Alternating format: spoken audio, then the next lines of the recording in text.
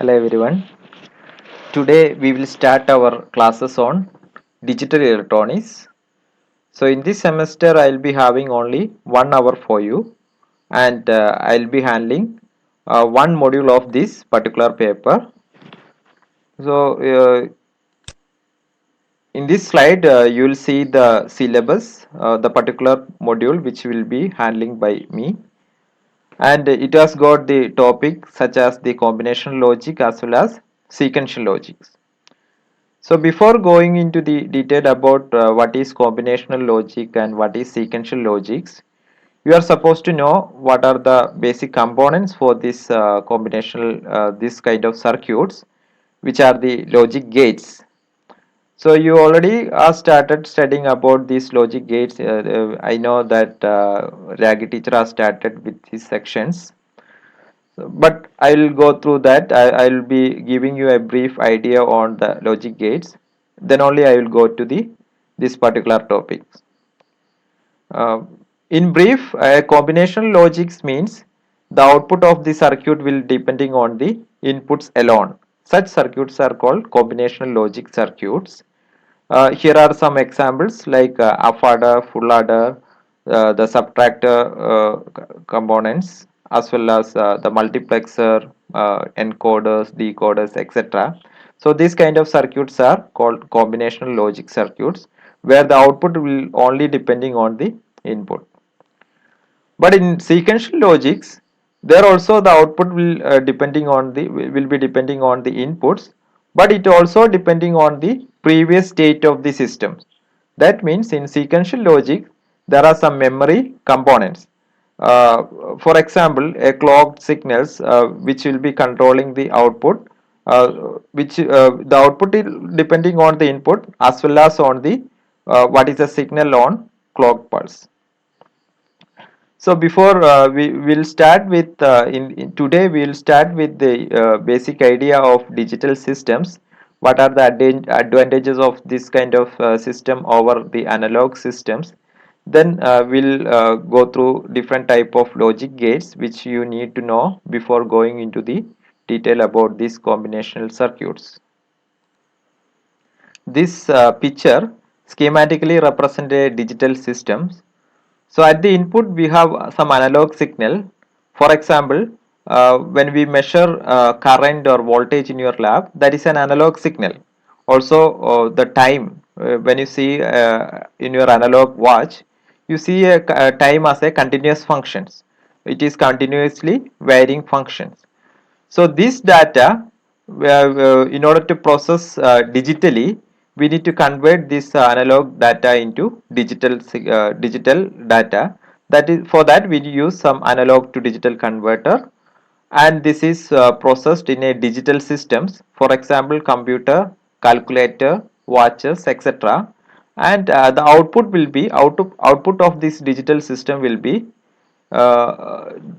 again digital. So that means that will be a combination of ones and zero. In digital system we'll be having will represent everything in ones and zeros, combinations of ones and zeros, and this data has to be converted back to the analog. For that we use some digital to analog converter, and we'll get the output. So this is how a basic digital system works. This slide shows you the advantages of the digital systems. The foremost example is advantage is that the data can be stored in a memory device like memory sticks or USB sticks. We can store this data digitally. Second thing is there is an ease of design and reproducibility in a digital systems, which is not affected by noise. That means which is having a very good quality. So the analog signal which can be affected by external noise such as lightning, that kind of things. So in a communication systems, digital communication is preferred. Other advantages are this is relatively economical. This is compatible with display technologies. Is compatible with computer technologies. Systems can be programmed, and this one, the digital IC families makes the design easier. Basically, when we are converting this analog data, we are discretizing the data. So the analog signals like pulses, the current pulses, or this one, the time etc., which is a continuous function. So it's kind of a wave functions. So in a digital systems, we are discretizing this data. We are cutting into this continuous information into a certain interval, and we are only considering that that discretized data, so that the total we don't need to have all those informations. We only need to have the discretized information that is easy to process.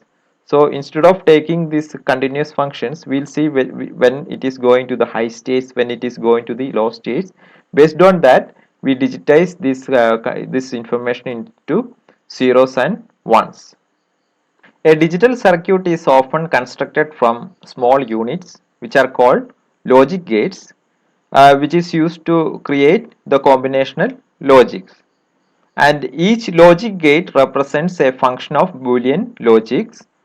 And a logic gate is an arrangement of electrically controlled switches, which are better known as the transistors, and the output of the logic gates is an electrical flow or voltage that can in turn control more logic gates.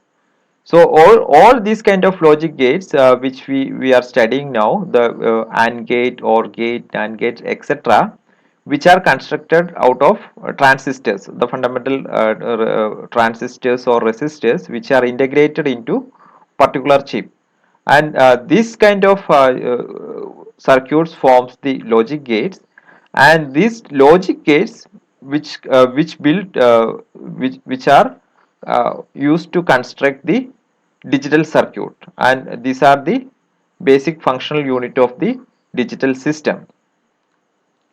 So as we discussed, the logic gates are the fundamental unit of the combinational logic circuits, which are the electronic circuit is also used to implement the most elementary logic expressions, which are also called the Boolean expressions.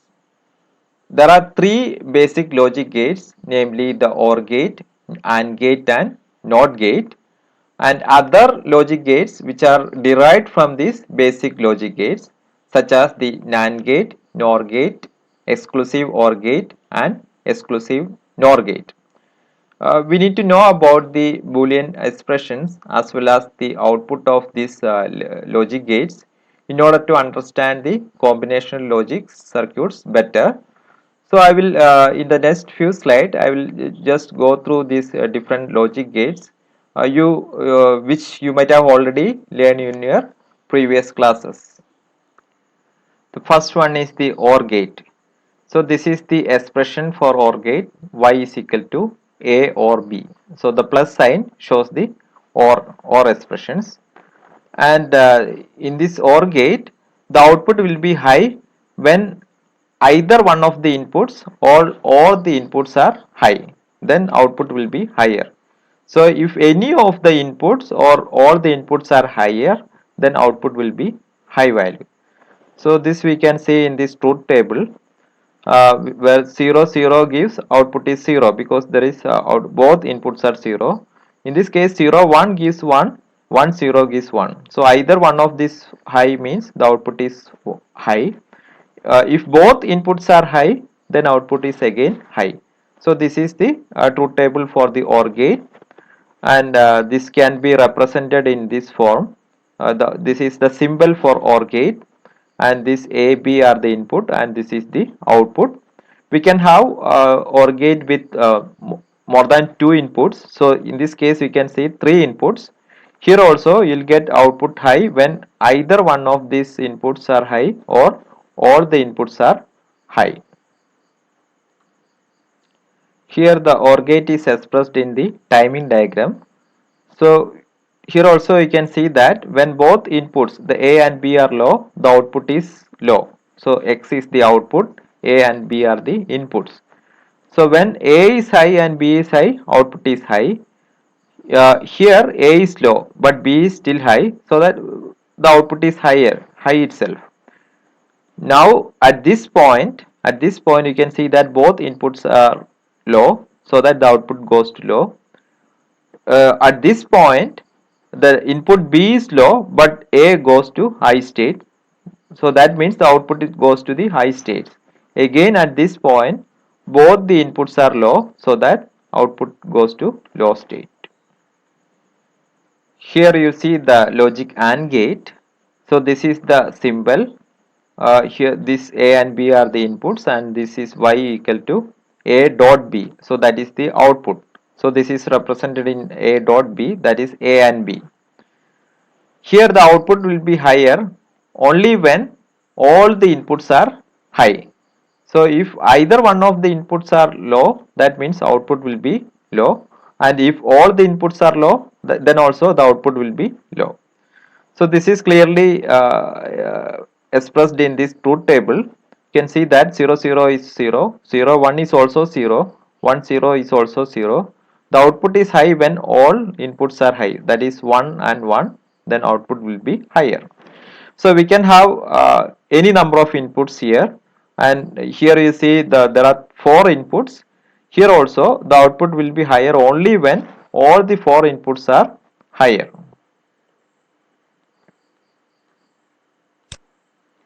So this is the corresponding timing diagram for AND gate, and here you can see that when A is low and B is high, output is low, and when both are higher, go to the higher level, output goes to high, and when one of the inputs, that is B, goes to the low state, the output goes to low state, and it remains low state until both the inputs are goes to the high state. So this is clearly mentioned here.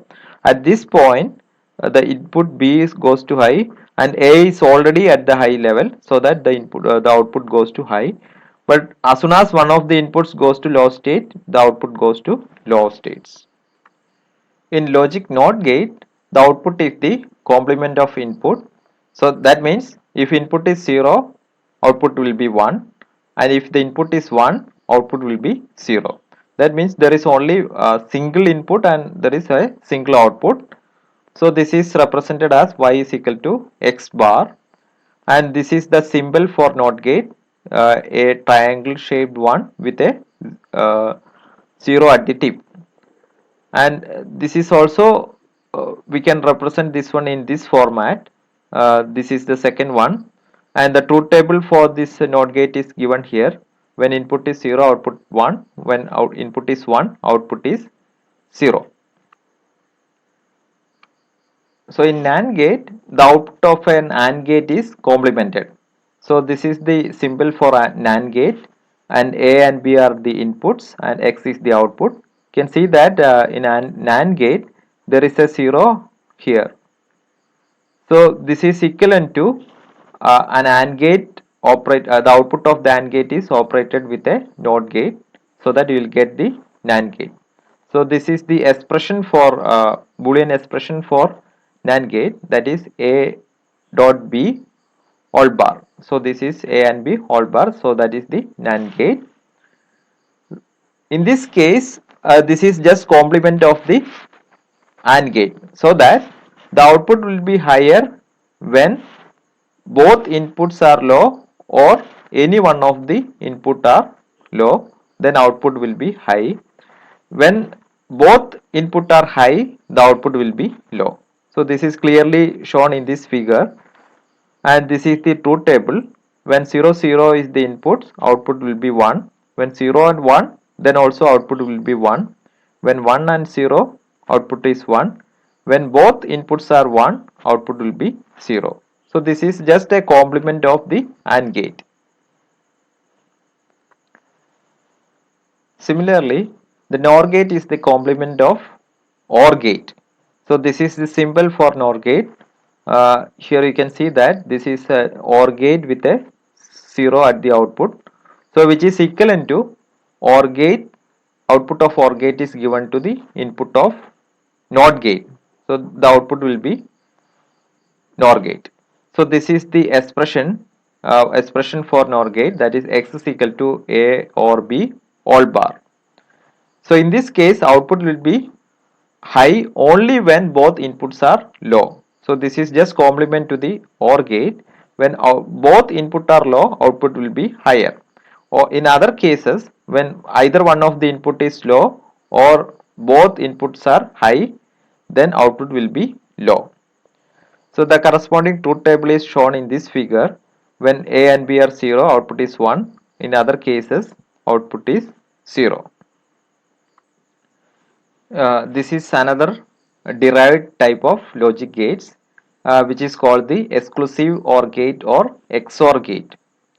So in this case, output will be higher only when there is an odd number of ones in the inputs, and it is 0 when the number of ones in the inputs are even. So this is the expression for Boolean expression for this XOR gate, and y is equal to, this is the symbol A exclusive exclusive or B, and this is also logically expressed as, this is equal to A bar dot B or A and B bar, A bar and B or A and B bar. And if you given if you substitute for these values here, and this can be this is the corresponding truth table. When 0 0 means output is 0, when 0 1 means output is 1, and when 1 0 also output is 1, but when both inputs are 1, output is 0. So this is one of the important logic gates which is used in the combinational logic circuits, and this is the corresponding logic diagram. So this is corresponds to this figure, this expression. This gives A bar and A bar and B. This gates give A bar and B, or this and this gives A and B bar, and these two output of these two AND gates are given into the input of the OR gate, so that you will get the output, that is A and B bar or A bar and B. So this is the XOR gate. Similarly, there are XNOR gate, which is actually a complement of the XOR gate. So this is clearly expressed in this expression, y is equal to A exclusive or B all bar, and this can be represented as A and B or A bar and B bar. The corresponding truth table for this one is, this is the symbol for XNOR gate, where we have the inputs, two inputs here, A and B, and this is the corresponding symbol for XNOR gate, and this is the output. The truth table for this one is given here. So here the output is 1 when 0 0, both inputs are zeros or both inputs are 1. In other cases, output will be 0. So this is just opposite to what we seen in the XOR gate. As I explained earlier, in a combinational logic circuits, the output will depend only on the inputs. So there is no use of any memory elements here. The previous state of the input does not have any effect on the present state of the circuit. So in this case, there are you see a combination logic circuit. So this is a schematic of that, and there are n number of input variables, and you will get some n number of output variables. And the term combination logics means here we basically combine two or more logic gates to form recurrent functions. So for example, in an adder circuit, we need to form the addition of two or one or two logic inputs, and for that we'll correspondingly design the circuit with different logic gates, which we discussed in this slide. So in the next lecture, we'll go into the detail of this combination logic circuit, and we'll see different examples of this combination logic circuit.